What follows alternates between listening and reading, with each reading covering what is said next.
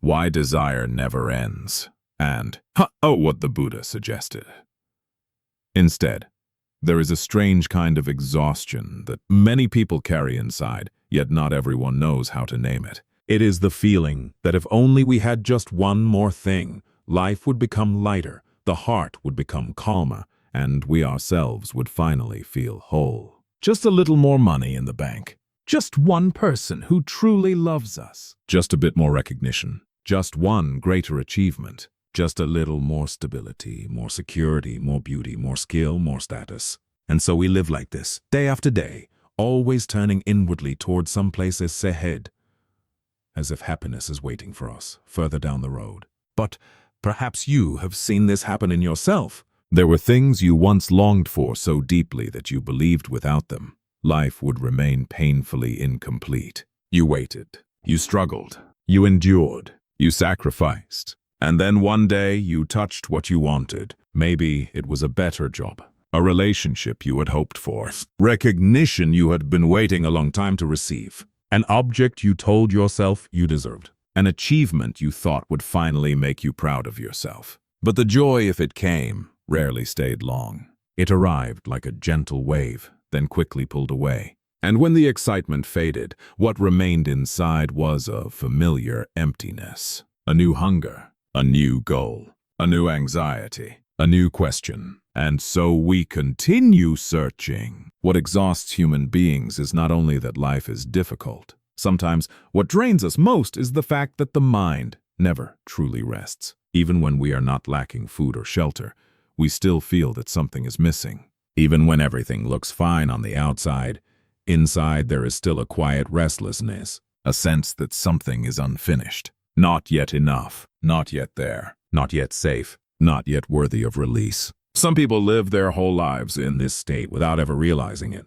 They think they're simply ambitious. They think they're being responsible about the future. They think their desires are the force that makes them better. But many times beneath the surface of ambition, there is a tired soul, a hungry heart, a self that does not truly know how to be at peace with itself. Perhaps that is why modern people have more things to possess, yet less peace than before. We have more choices, more conveniences, more opportunities, more things to chase, and yet the mind is not more settled. In many ways, it has become even more scattered, more comparative, more dissatisfied.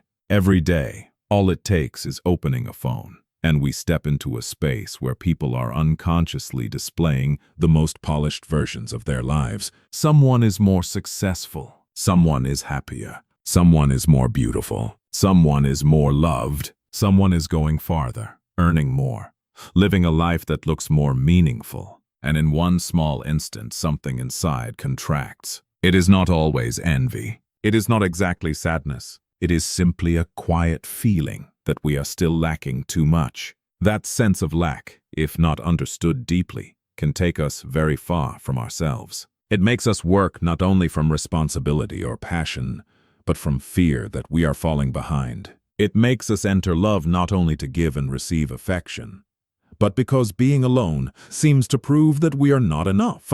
It makes us consume not only because we need something, but because we want to feel more worthy, more elevated, more visible. It makes us shape our image not only from self-respect, but from fear of being left behind. And life becomes a long chain of efforts to fill a space that no external thing can completely fill. The Buddha saw this clearly and deeply, not only in a few people, but as a fundamental truth of being human. Human beings suffer not only because of loss, not only because life is impermanent, but also because deep within the mind there is a powerful movement of seeking. Something inside us is always urging us to cling to what we like, push away what we dislike, and chase whatever promises a little more comfort.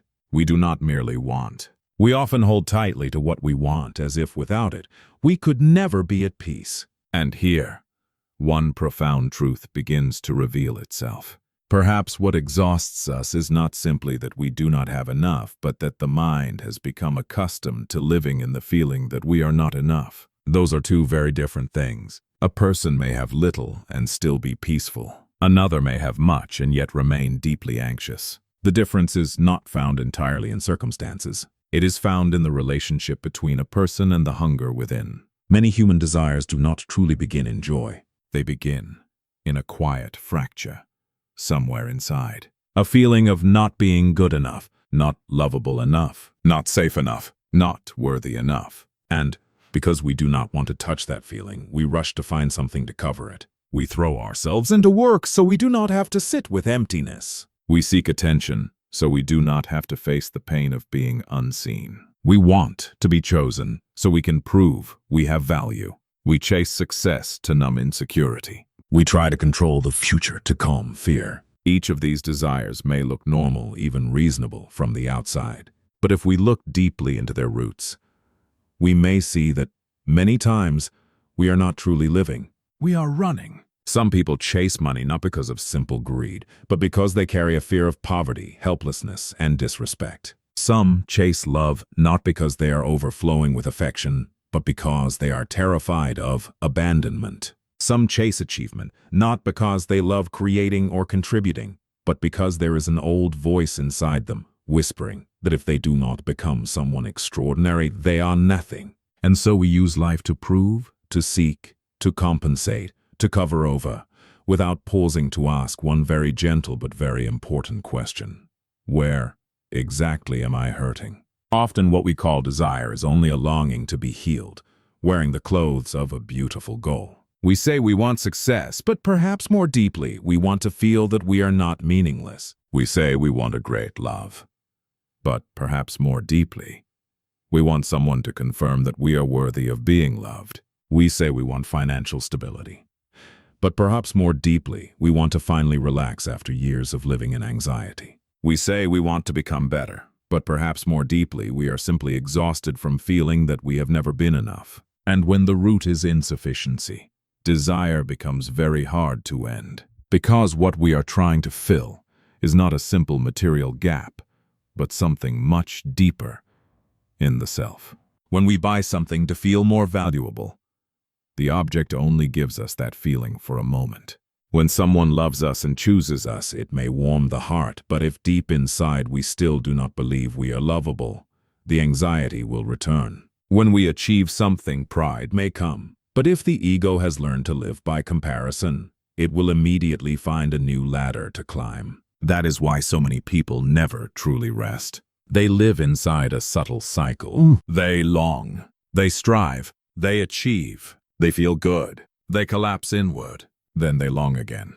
Every time they reach something, they think it is the destination. But for a mind that does not yet understand itself, every destination becomes only a brief stop before a new hunger appears. The Buddha called the root of this movement attachment, not simply wanting something, but giving that thing the power to determine our peace. We do not just say it would be nice to have. We silently believe that without it, we will not be okay. If that person does not love me, I have no value. If I do not succeed, I am behind. If I do not have enough money, I am not safe. If I am not recognized, I am not good enough. And once a belief like that takes root, an entire life can be pulled by it. What is painful here is that the ego loves to use these stories to survive. It always needs something ahead to hold on to. It always needs an ideal image to move toward. It always needs the feeling that it is getting closer to a version of itself that is finally worthy. The ego does not grow through peace. It grows through insufficiency. It whispers that you must become more, better, more loved, more seen, more secure, more accomplished. It rarely says, you are enough. Rest now. It fears rest because in rest we may begin to see that many of the races, otherwise, we are running, were never leading where we thought they would. Perhaps you have experienced this in work. You believed that once you reached a certain milestone, you would finally feel lighter.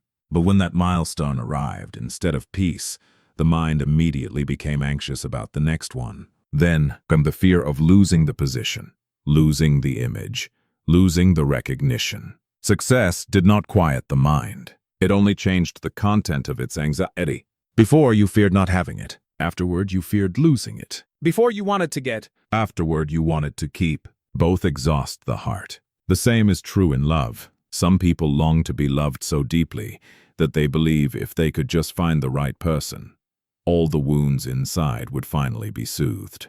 But if deep within there is still a fear of abandonment, then no matter who loves them, anxiety will come along. They may become controlling, dependent, overly sensitive to distance, wounded by silence, and desperate when not met exactly as they hoped.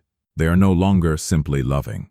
They are using love as a crutch for their inner emptiness. And then, what they are chasing is no longer love itself, but reassurance. The world of consumption works in the same way. Many people think they are buying an item, but in truth, they are buying a feeling of being elevated, comforted, or made more significant. There is nothing wrong with beauty or comfort. The problem begins when we unconsciously depend on them in order to feel valuable. Because once self-worth is tied to something external, the heart can never truly become stable. Today we feel fine. Tomorrow there is a new standard, a new trend, a new image, and suddenly we feel lacking again. Social media intensifies this hunger in very subtle ways. It does not only show us what others have, it continually suggests that we too should have something similar in order not to feel behind. And so we are pulled into hundreds of desires we may never even have had before. We want our lives to look more beautiful. We want more people to notice us. We want our moments to be more shareable.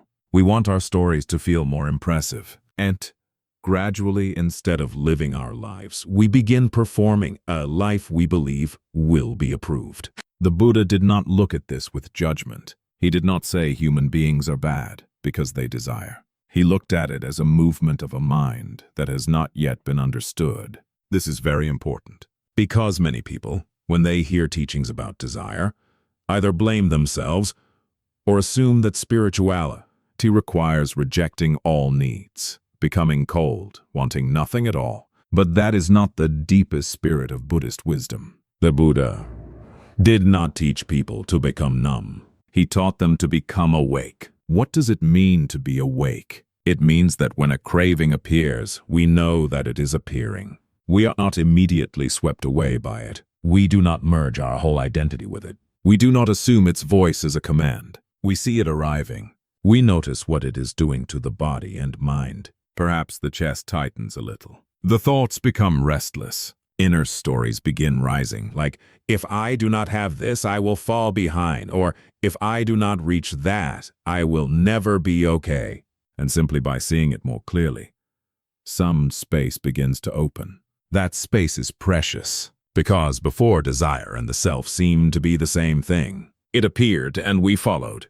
It called and we answered. But when awareness enters, a little room opens between the self and the craving. And in that small room, freedom begins.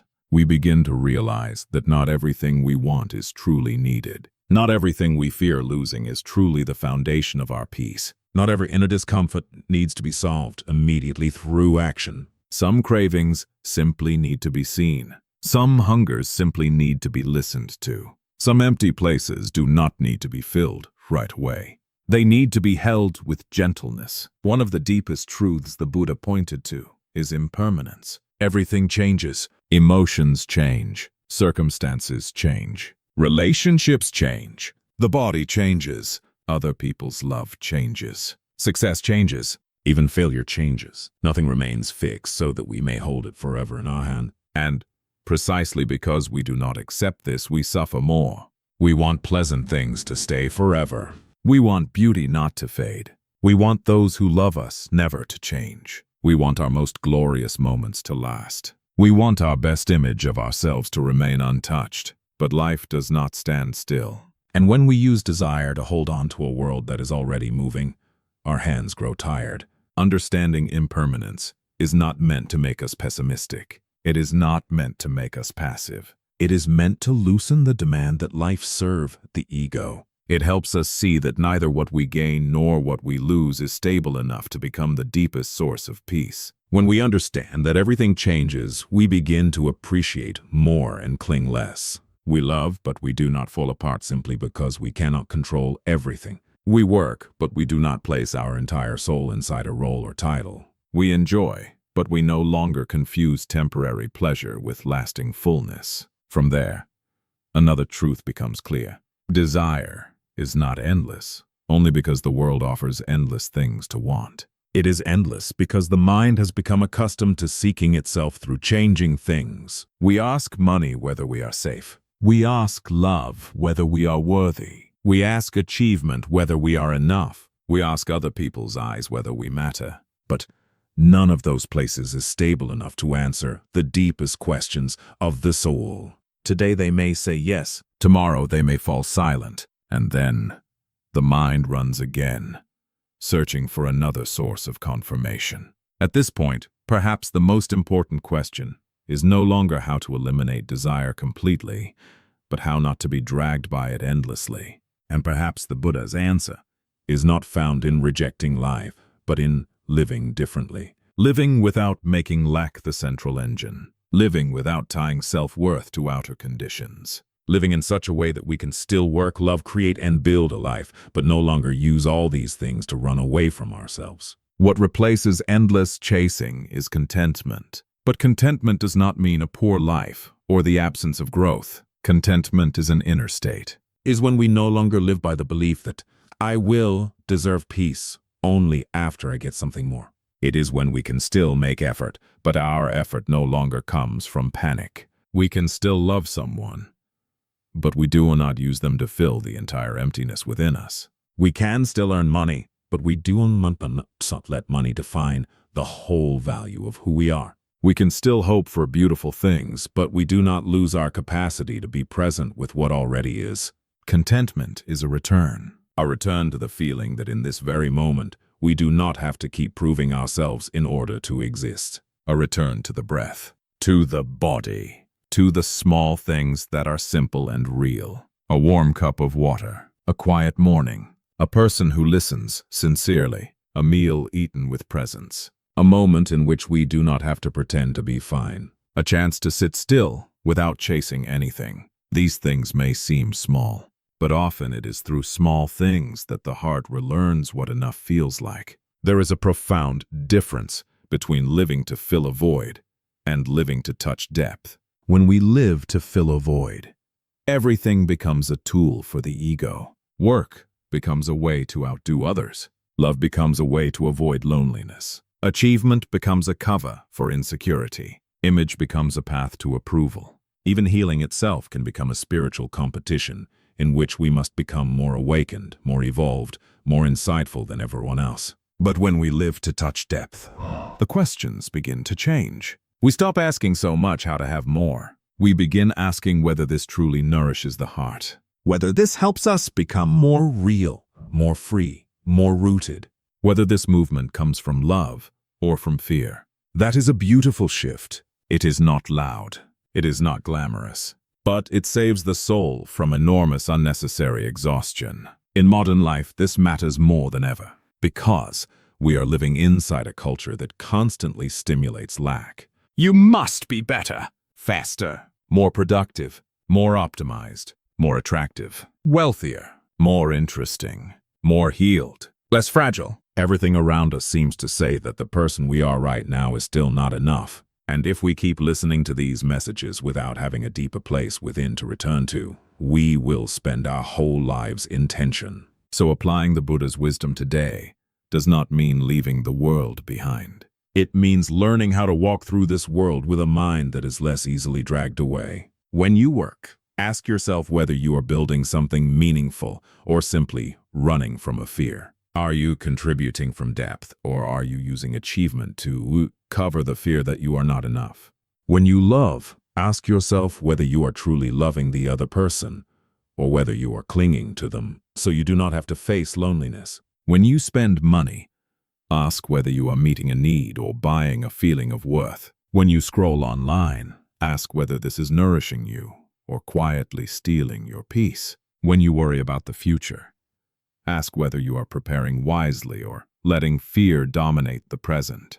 These questions are not meant to make you harsh with yourself. They are light, and often all it takes is a little light for many old cycles to begin losing their power. There will still be days when you want many things, when you still long to be understood, held, admired, secure, farther ahead, more enough.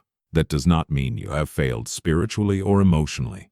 It only means you are human. The important thing is not to force yourself not to want. The important thing is whether you can look at that wanting with gentler eyes, whether you can sit with it a little longer before rushing into action, whether you can ask it, "What are you really trying to protect inside me?" Sometimes behind a shopping urge is a day of deep loneliness. Behind overworking is a fear of becoming insignificant. Behind constantly checking messages is a fear of not being chosen. Behind obsession with the future is a nervous system, tired from too many years of uncertainty. If we only deal with the surface, desire will keep coming back.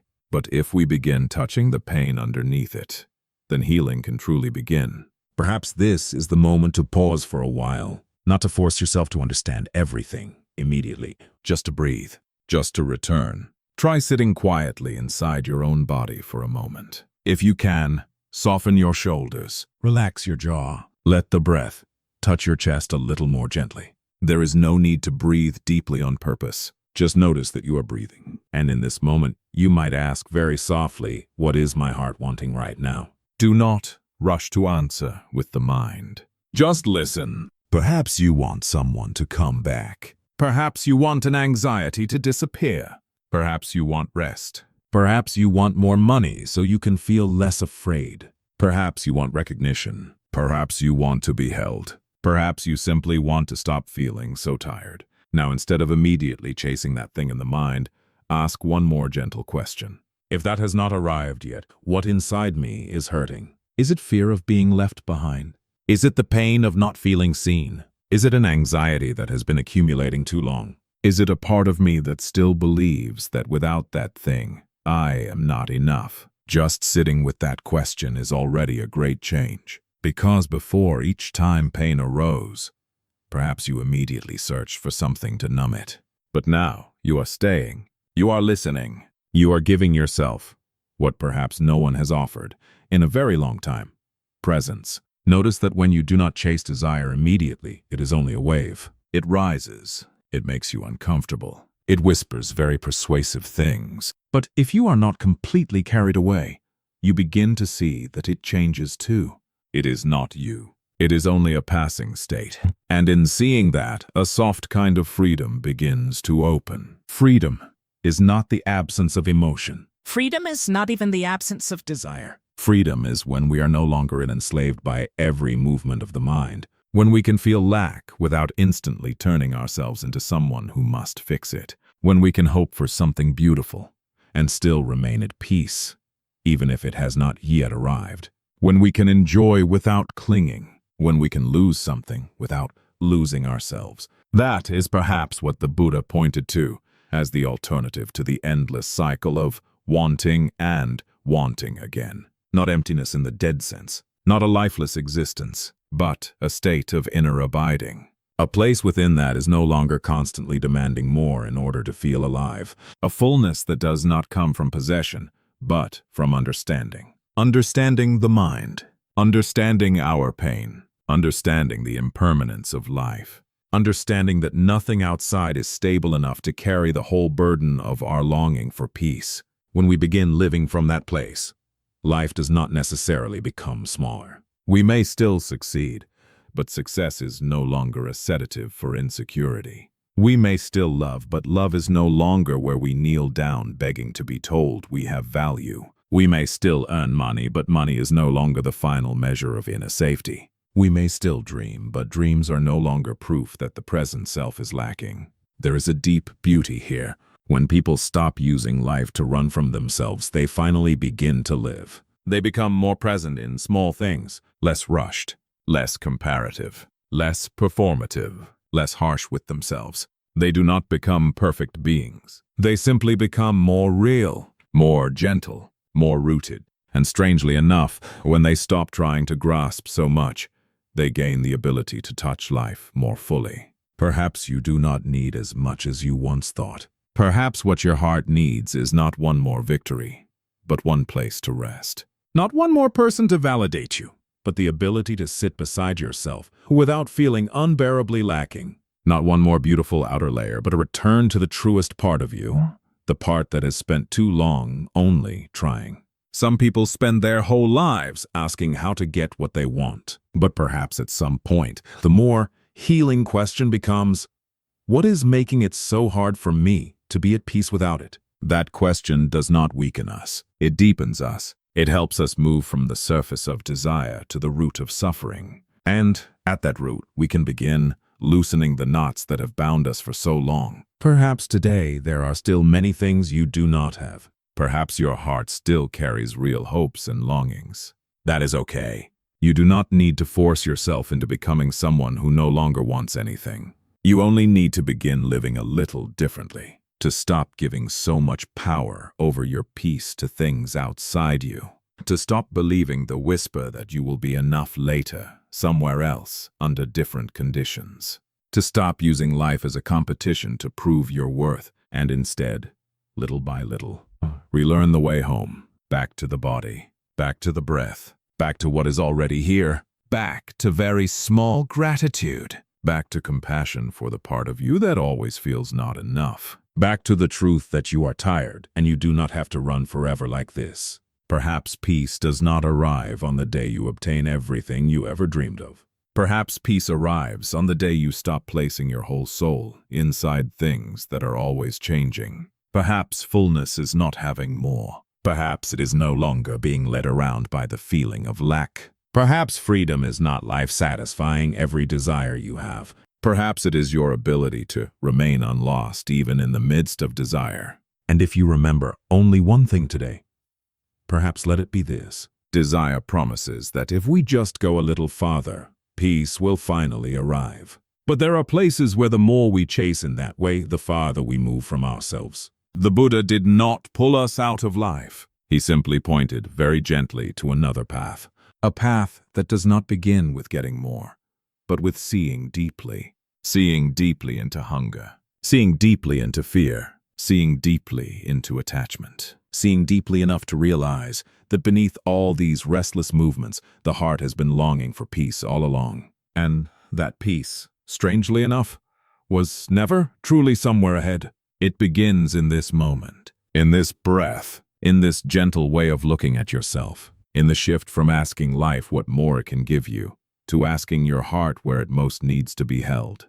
Perhaps after this video you will still keep walking, still working, still loving, still building your life, still carrying goals and dreams. But may something in you walk a little differently than before. Slower, clearer, softer, more free. Because in the end, what replaces endless desire is not emptiness. It is an inner life deep enough that it no longer has to beg the world to complete it. Peace does not come when you get everything you want. Peace comes when you no longer lose yourself inside what you want. Some people are not materially poor, yet they live their whole lives feeling inwardly deprived of themselves. What exhausts us is not only what we do not yet have, but the belief that once we have it, only then will we deserve peace. When we stop demanding that life fill us, we begin to touch freedom.